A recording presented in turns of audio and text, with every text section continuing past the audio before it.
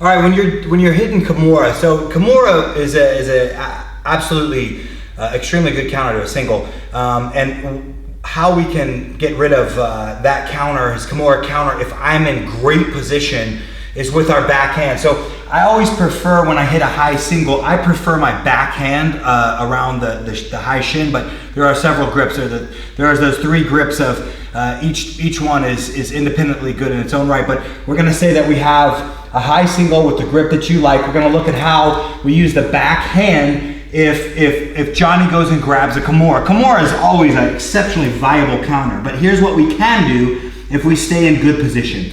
If I'm able to keep my hips down and my head relatively high, with my shoulder in the hip, that's very important on a high single, is that my shoulder stays in his hip.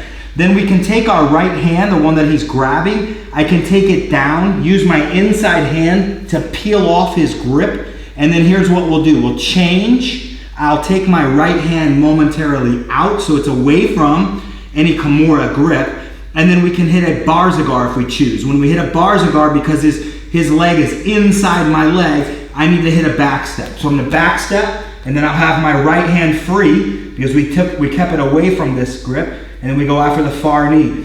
Remember, Barzagar can go straight across or straight through the middle. So you can have your Barzagar go straight across your training partner, or you can step to the middle and pull the legs out. Both are fine versions of a Barzagar. This is not going to be a possibility if I get out of position, especially with my back. Remember, my back needs to stay relatively straight in a high single. So if I get bent over like this and I take the blunt of his Kimura in my back, this is going to be tough. I want to make sure that we take the blunt of the Kimura in our legs so my back is in good position, so that when we free that, I can go. Okay, I'm primed and ready. So again, I've got good position, my back is straight, my head is up, and then he'll probably push my head down, but then he locks Kimura. So we don't need to be like this. I want to take that into my legs, not into my back. And then we're gonna have to be relatively quick here. I peel the hand and then we grab onto the knee. This is important. If I don't grab onto the knee, his leg's gonna go. Yeah, it's gonna be gone. So when you peel, we need to re-grip that knee. This is a fine time if you like pinching the knees in a single. The only time I believe that you really pinch the knees is if you change grip. This is a fine time to use that technique. So we have our single, he hits Kimura.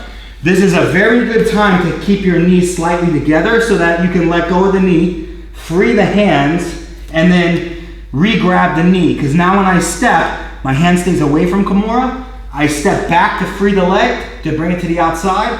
We touch this knee, step through the middle, and we hit our Barzagar, okay?